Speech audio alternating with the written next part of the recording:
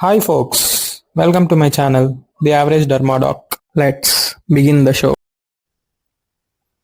Melanocyte. It is a specialized dendritic cell in the epidermis, particularly located in the stratum basal layer, which synthesizes and transfers melanin to the surrounding keratinocytes. It is not the pigment melanin. Actually, it is the melanosome, an organelle which contains this pigment, gets transferred to the keratinocytes. Coming to embryology of melanocyte, from where it is derived from neural crest cells. This melanocyte precursors reaches the skin via two pathways.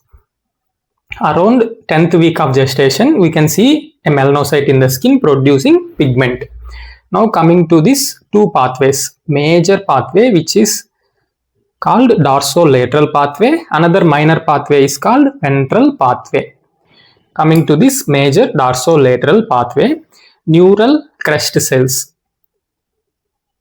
with the help of WNT, an extracellular signal, and SOX10, intracellular transcription factor, will get differentiated to melanoblast, which is the immediate precursor of melanocyte. We all must have heard about this WNT beta-catenin pathway. WNT is an extracellular signal, comes and binds to neural crest cell. Inside that cell, beta-catenin will be upregulated. This beta-catenin in turn upregulates this MITF, microophthalmia transcription factor. Same way SOX10, which is already present inside a neural crest cell within the nucleus, it will also upregulate the same factor MITF. Here, after upregulation of MITF, this neural crest cell is no more a neural crest cell. From now it is called as a melanoblast. From here, melanoblast has to travel to its final destination, that is skin. For this migration, several extracellular signals will help. They are stem cell factor, also known as KIT ligand. To respond to this extracellular signal, our melanoblast will have KIT receptor. So this KIT receptor will bind to KIT ligand and it will help in the migration of the melanoblast. In the same way, another extracellular signal, that is endothelin 3, will come and bind to endothelin receptor B, which is present on the melanoblast. Clear? Two receptors are present on the melanoblast. One is KIT, one is endothelin receptor B, which will bind to its corresponding KIT ligand and endothelin 3, which are extracellular signals, which will function just like Google Maps, showing direction to the melanoblast to reach the skin. All these extracellular signals, intracellular transcription factors, which you are seeing on either side of this arrow marks, are showing direction to the melanocyte precursors towards the skin. They will not only function like Google Maps, they will also function like a petrol pump which provides fuel for energy to travel this long way. It will also function like restaurants providing food for survival also. Hence, we can say clearly all these are regulators of survival, migration, proliferation and differentiation of melanocyte precursors. If any one of these regulator is getting affected or defective by birth, it will lead to defect in the pigmentation ultimately. Clear? Suppose this KIT receptor gets defective by birth itself, it will lead to a white patch on the skin, that is leukoderma. We will see in near future. Coming to minor pathway, that is ventral pathway. Here neural crest cells, first they will differentiate to squam cell precursors with the help of neuregulin 1. They will travel along the peripheral nerves. They won't leave the nerve. Along the peripheral nerve, they will travel a long way to reach the peripheries of the skin. There, after reaching the destination, again this WNT extracellular signal and SOX10 will promote MITF factor, converting this squamous cell to melanoblast, and it will pull the cell from the attachment to peripheral nerve. Now melanoblast got detached from the peripheral nerve and reached the destination. Here, with the help of same signals like KIT ligand, endothelin 3, it will disperse itself along the stratum basal layer and will form melanocyte. It will just differentiate into its final cell, that is melanocyte. Here MITF is present both in melanoblast and melanocytes also. In melanoblast, its function is entirely different. Its function is migration, survival, differentiation. Here its function is to upregulate the enzymes of melanogenesis like tyrosinase, TRP1, TRP2, also known as dopachrome tautomerase. It will also upregulate structural proteins which are essential for melanosome, that is pre-melanosomal protein, PMEL, melan A. We will see about all this in near future. Coming to classification of melanocytes. This precursors not only reaches the final destination, that is skin, it will also reach some extracutaneous sites like eye, that is iris, choroid. That's why we have different colors of iris. Some people will have blue iris, some people will have green iris. Inner ear, cochlea. Melanocytes are also present in inner ear and leptomeninges. That is, inner two layers of meninges are called leptomeninges. In cutaneous sites, according to the location, they are classified into follicular melanocytes, interfollicular melanocytes. In follicular melanocytes, melanocyte stem cells are present in the bulge of the hair follicle. That's why in vitiligo, if we find white hair, it means melanocyte stem cells are being destroyed. It is a poor prognostic factor. Finally, acral melanocyte. In acral areas like palms and sole, there won't be any hair to differentiate it into follicular melanocyte, or there won't be any interfollicular epidermis. So here melanocytes are called acral melanocytes. Clear? There are 4 types of melanocytes. One is follicular, second interfollicular, third acral, 4 extracutaneous melanocytes. Wherever they are apart from skin, extracutaneous melanocytes. Coming to the applied aspects of this embryology. I have already told you, if any one regulator is defective, it will lead to pigmentation defects. We will see. If KIT receptor is defective, then it will lead to pyabaldism, where we can see leukoderma, a stable white patch.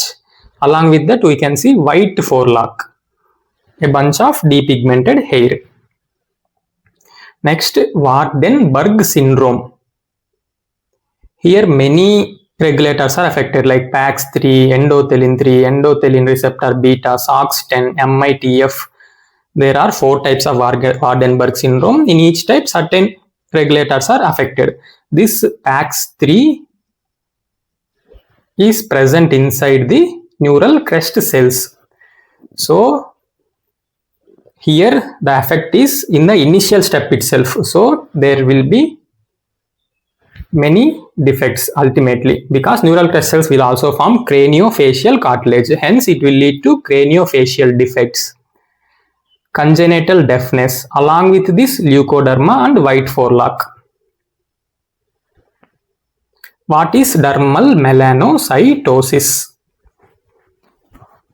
If during migration, melanocyte precursors got stuck in the deep dermis, their melanoblasts will differentiate into melanocytes, leading to dermal melanocyte. If light falls on them, it will look like bluish in color because of Tyndall effect, because they are not present in epidermis to look black. They are present deep in the dermis. Examples are Mongolian spots present on lumbosacral region. There is no need of any treatment for these spots. It will resolve on its own after some years.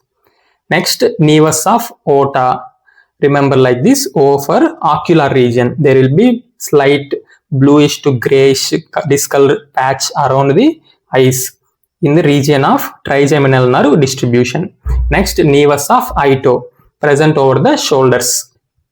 Next, blue nevi, localized cluster of melanocytes deep in the dermis. It is a specialized variation of melanocytic nevi.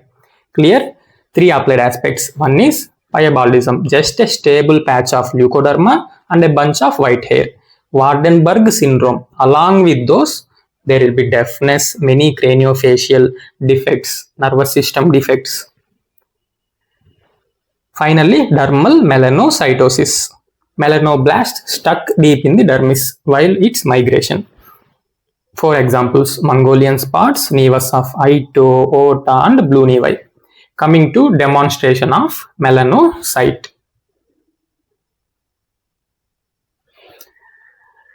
On HNE staining, they will be visible as basal clear cell because they are present in stratum basal, so they are also called as low level clear cells.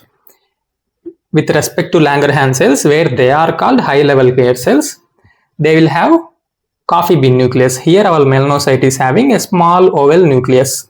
Compared to nucleus of keratinocytes, our melanocyte will have a small oval nucleus. Special stains like Mason-Fontana stains will stain melanin black. Enzyme histochemistry, DOPA reaction is positive. This reaction is done by our enzyme tyrosinase. Coming to immunohistochemistry, it is Melanin A positive. Melanin A is called as melanoma antigen recognized by T cells. That's why it is also called MART1. HMB45. What is HMB? Human melanoma black 45. It is an antibody which binds to pre-melanosomal protein. It is a major protein of melanosome. Pre-melanosomal protein. It weighs exactly 100 kilodaltons. That's why it is also called GP100. S100 and SOX10. These are transcription factors which are sensitive, not specific. Because S100 is also positive in Langerhans cells, SOX10 will be present in many neural crest cells. Here, Waardenburg syndrome, the main defect is in neural crest cell. So, it is also called as neurocrestopathy. Clear? Immunohistochemistry, Melanin A, HMB45, S100, SOX10. Coming to electron microscope. In light microscope, we can't appreciate dendrites and internal organelles. Here we can clearly see a dendritic cell, oval nucleus, and internal organelles like melanosomes. Coming to stages of melanosomes. Stage 1 is a small round organelle which is immature. So it is called as pre-melanosome. It doesn't contain any melanin. It doesn't have any enzymatic activity. That is, tyrosinase activity is nil. Melanin content is nil. Coming to stage 2, 3 and 4. All these three stages are oval in shape. Stage 2, we can clearly appreciate a scaffold-like matrix composed of longitudinal parallel fibrils, which are made up of mainly this pre-melanosomal protein. We have seen HMB45 goes and binds to this pre-melanosomal protein only, mainly present in stage 2. What is a scaffold? A scaffold is a structural framework on which melanin comes and gets deposited. It provides a framework so that melanin can come and deposit. In stage 3, melanin starts getting deposited on this framework, mainly over pre-melanosomal protein. In stage 4, there will be full of melanin. We can't even appreciate this matrix. Melanin obscures the matrix. Stage 4 is a fully matured melanosome which is electron opaque, which obscures the matrix completely. It will have a high amount of melanin. Stage 2 will have minimal amount of melanin. Stage 3, moderate melanin. Stage 4, highest amount of melanin. Melanin content increases as stage of melanin increases. Enzymatic activity is high in stage 2 and stage 3. where most of its work will be done. In stage 4, tyrosinase activity will become low. You have to ask me, even if enzymatic activity is low, how this melanin content is very high in 4th stage of melanosome? Because tyrosinase enzyme is required in initial steps of melanogenesis only. In the final steps, melanin will form by mainly polymerization. So there is no need of melanin here in 4th stage. Clear? Now you know all the features of 4 stages of melanosomes. In this diagram, you have to help me to identify the stage of melanosome. Here what you are seeing, a round immature pre-melanosome. There is no melanin. We cannot appreciate matrix also. So we can say this as clearly first stage of melanosome. Coming to this melanosome, what you can see here, longitudinally arranged parallel fibrils. Here also there is no melanin. So we are appreciating mainly matrix, scaffold like matrix, which is providing a framework of longitudinal fibrils. So it is stage 2 melanosome. Here you are seeing melanin deposition above the framework. So framework is providing a pockets for melanin to come and deposit. Here you can see deposition of melanin, and you can appreciate scaffolding framework also. So it is stage 3 melanosome. Finally, we can't even see matrix because melanin is obscuring the matrix.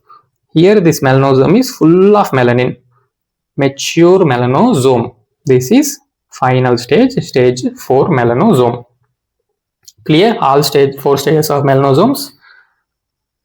What happens within the melanosome? There occurs the production of melanin. That is nothing but melanogenesis.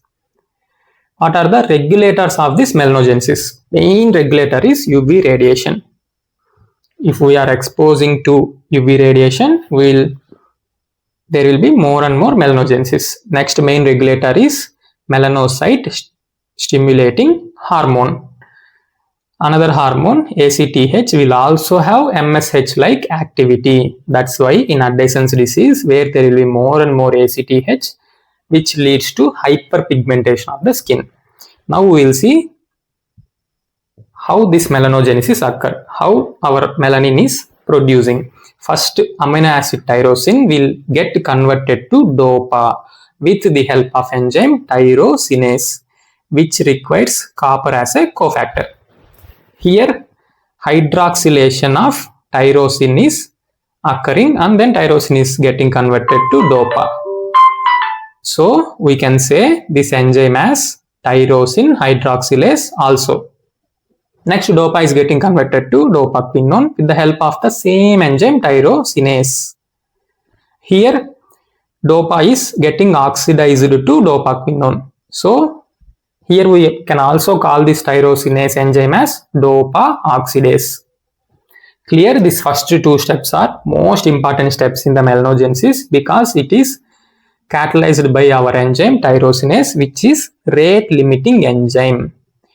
If we inhibit here our enzyme tyrosinase, we can inhibit melanogenesis. We can use those agents as depigmenting agents. We will see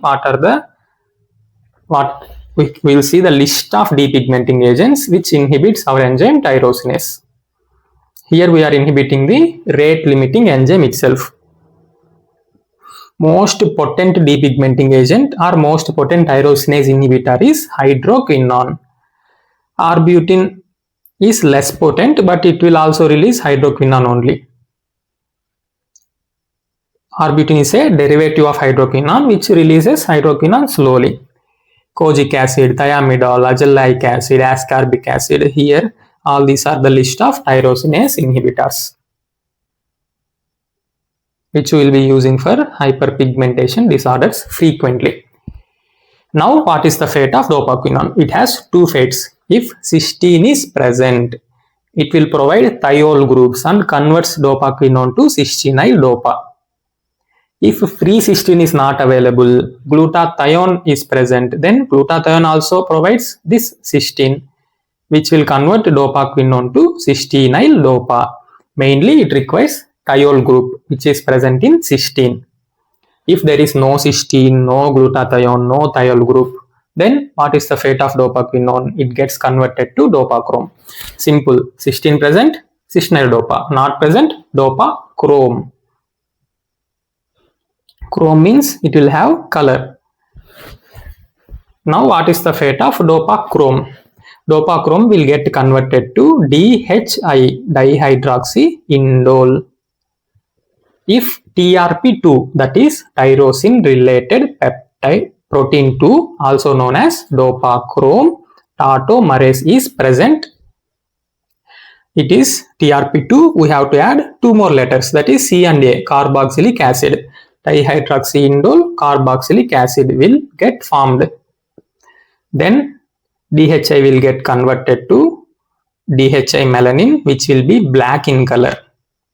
Here during final steps of melanogenesis, there will be mainly polymerization. No need of tyrosinase enzyme here. Here TRP1 will come and help in this polymerization, oxidation of DHICA to DHICA melanin, that is brown in color. Both dicamelanin and DHI melanin are eumelanins. One will be brown in color, one will be black in color. Clear? If TRP2, TRP1 are present, it will form brown melanin. If nothing is there, it will form black melanin. If cysteine is there, it will form pheomelanin, which will be yellow to red in color. Here several intermediates will be formed. Here benzothiazine intermediates, here indole-quinone intermediates, here indole-quinone carboxylic acid intermediates. If you want to add some more points, you can add all these intermediates here. You can see clearly cysteine is helping in the formation of pheomelanin. TRP2, TRP1 is helping in the formation of dicamelanin, which is brown melanin. But nothing is helping here to form DHI melanin, which is black in color. So if we have any help, if we are left without any help, we will do it on our own and we will become strong. In the same way, here this black melanin is strongest of all, with highest molecular weight and insoluble in property. Whereas pheomelanin is lowest molecular weight, it is soluble in alkali. This brown melanin is partially soluble and intermediate in molecular weight. Clear? Black melanin, DHA melanin is the strongest of all three melanins. Coming to functions of this eumelanin versus pheomelanin. Mainly these melanins will protect us from UV radiation and oxidative stress. They will act as a natural antioxidant also, providing us from oxidative stress. Hence, there will be less risk of skin cancers. If a keratinocyte DNA is getting protected from UV radiation and oxidative stress, there will be more protection from skin cancers, which is provided mainly by eumelanin. Whereas pheomelanin will have less protection from UV rays and oxidative stress. If UV rays falls on pheomelanin, they themselves will form reactive oxygen species and it is dangerous. So there is more risk of cancer when exposed to UV radiation in humans with pheomelanin, that is fair skinned people with red hair. If they get exposed to UV radiation, they will have more risk of cancers because they will provide only less protection. Whereas black individuals who contain eumelanin will be protected more from UV radiation. Clear? Melanogenesis. First two steps are catalyzed by tyrosinase. It will form dopaquinone. If cysteine is present, pheomelanin. If cysteine is not present, eumelanin. Simple. Coming to epidermal melanin unit. Each melanocyte transfers melanosomes to nearly 36 keratinocytes. That is, one melanocyte will provide melanosomes to 36 keratinocytes. This 1:36 ratio. Together, one melanocyte together with 36 keratinocytes called as epidermal melanin unit, EMU. Not this EMU board. Here EMU means epidermal melanin unit. Number of melanocytes are equal in all individuals. Everyone have same number of melanocytes, but why the difference in color happens? It is mainly due to melanosomes. Size, number, distribution, degradation, activity, and type of melanin. So now we'll use our common sense and we'll describe melanosome in a dark skinned individual. How it will be? It will be bigger in size, more in number, distributed individually, dispersed all over the keratinocyte. Degradation will be very slow. Activity will be high. Type of melanin produced will be obviously eumelanin. The quite opposite will be in fair skinned individual. We will see what are the properties of a melanosome in fair skinned individual. Size will be small, number will be less, distribution will be very small area, they will be clustered. Degradation will be more, it will degrade fast. Activity will be less. Type of melanin, obviously pheomelanin. Clear? Now the difference between color between one individual to another individual is mainly because of all the properties of melanosome and type of melanin. Coming to density, it is about 1000 to 2000 per mm square. What is density? Number of cells per unit area. Here 1000 to 2000 cells are present per mm square area of skin. It is present in highest density over face and genitalia, lowest over trunk and acral skin. What is the lowest location? Melanocytes will be present in location is acral skin. Over palms and soles, melanocytes are very low. Coming to transfer of melanosomes, how they will transport from a melanocyte to keratinocyte. Within the melanocyte, there will be anterograde transport of melanosomes towards the tip of the dendrites. What do you mean by this anterograde transport? If an organelle or a substance is moving from center of the cell towards the periphery, it is called anterograde transport. Here this transport is being done with the help of microtubules and mainly the protein kinesin. There are many proteins helping in this transport. Kinesin, dynein, dynactin, RAB27A, melanophilin. Microtubules will function as roads for these proteins to move the melanosome. No need to know all those things, just remember anterograde transport of melanosome occurs within the melanocyte. After that, when it reaches the tips of the dendrites, there will be uptake of keratinocytes. These melanosomes will be uptaken by the keratinocytes via any one of these proposed mechanisms like cytophagocytosis, membrane fusion, shedding phagocytosis, exocytosis, and endocytosis. What are these terminologies? Here first we will see about cytophagocytosis. Keratinocyte will engulf the tip of the dendrite. Here you can clearly see keratinocyte is engulfing the tip of the dendrite. This is cytophagocytosis. This tip of the dendrite is still in contact with the melanocyte. Clear? Cytophagocytosis. Next, membrane fusion. Here melanocyte membrane is fusing with the keratinocyte membrane and forming a channel through which melanosomes are being transferred into keratinocytes. Clear? Membrane fusion. Next, shedding phagocytosis. This tip of the dendrite is shedded off from the melanocyte. Then only our keratinocyte is phagocytosing it, engulfing the tip of the dendrite. Shedding phagocytosis. Then exocytosis and endocytosis. Melanocyte is not sacrificing its tip of the dendrite. It is just sending away the melanosome. This melanosome is being engulfed by the keratinocyte. So there is no sacrifice from melanocyte side. In membrane fusion also there is no sacrifice, just they will form a tube-like channel through which melanosomes are transferring to keratinocyte. Clear? Whatever the proposed mechanism, melanosome is transferring from melanocyte to keratinocyte. That's it. Next, what happens within this keratinocyte? After uptaking the melanosome, this melanosome from periphery to moving towards the center of the keratinocyte. Here you can see from periphery, this melanosome is being transferred to the center of the keratinocyte, that is towards the nucleus. What do you call this transport? It is called as retrograde transport towards the nucleus to form melanosome cap to protect DNA from UV radiation.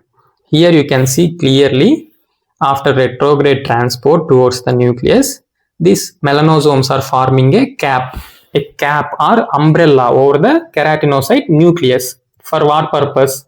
To protect this nuclear DNA from UV radiation. The main purpose of sending the melanosome to keratinocytes is to protect the DNA from UV radiation. If this protection is not there, if this cap or umbrella is not there, UV radiation will come and fall on the nucleus. There will be mutations in the DNA and we are easily prone to cancer. Mainly skin cancers. Finally, after finishing the work, these melanosomes are degraded by autophagy. That is, lysosome will come and engulf the melanosome and will destroy it. As keratinocyte moves up and finally shed along with corneocytes. When a keratinocyte reaches stratum corneum, it will become dead corneocyte, then it will get shed off. Along with that, our melanosome will also end its journey. As I told you, nothing is permanent. The same dialogue I have told in my keratinization topic also. Finally, our melanosome has ended its journey, its function, and shed along the keratinocytes. Coming to functions of melanocyte. As of now, all the functions I have told already. You have to tell me. I will revise for you. It determines the color of skin, hair, eyes. We have seen some famous celebrities like Aishwarya Rai having blue eyes. Hrithik Roshan will have hazel green iris because of this difference in pigmentation. Our melanocyte only determines which color we should be. Then pigment production and its transfer to keratinocytes, which provides protection from UV rays and oxidative stress. If it is eumelanin, more protection; pheomelanin, less protection. Helps in vision, auditory and immune function also. We have seen extracutaneous melanocytes location, that is in eyes. It helps for vision. In ear, it helps for auditory function. In ears, it will help in maintaining the composition of endolymph. In vision, how it will help? It will regulate the amount of light to enter. Then immune function. Whenever necessary, melanocyte also functions as antigen presenting cell. It can also secrete cytokines, not a professional regular antigen presenting cell, whenever necessary. So it will also have immune function. Coming to applied aspects. Previously we have seen applied aspects of embryology. Now we will see applied aspects of a melanocyte in the skin. It has reached perfectly our destination. Now we will see after reaching what are the applied aspects. Some of the applied aspects are hyperpigmented lesions, some are depigmented lesions. First, ephelids, also known as freckles. In ephelids, this E is for excessive, P is for production. There will be excessive production of melanin. Melanocytes are absolutely normal, melanosomes are absolutely normal, but there is excessive production of melanin. Same in the case of melasma. So finally it will lead to hyperpigmented lesion. What is the difference between ephelid and melasma? Both are having excessive production of melanin. These ephelids are macules mostly. This melasma, macules will get together and form a big patch also. Coming to depigmented lesions, albinism. absent melanin. This A is for absent of melanin. Why melanin will be absent? Because of defect in tyrosinase gene, TYR gene. No tyrosin, no melanogenesis, no melanin. It will lead to albinism. Next, lentigenes, melanocytic nevi. These two are benign localized increase in number of melanocytes. Whereas in melanoma, localized increase in number of malignant melanocytes.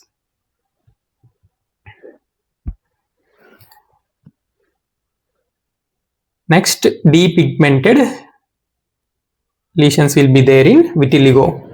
Here, there will be destruction of melanocytes. So, there will be reduction or complete absence of melanocytes. Clear? Increased production of melanin, that is excessive production, FA leads melasma. Decreased production, albinism. Increased number of directly melanocytes itself, lentigenes, nevi, melanoma. Decreased number of melanocytes, vitiligo.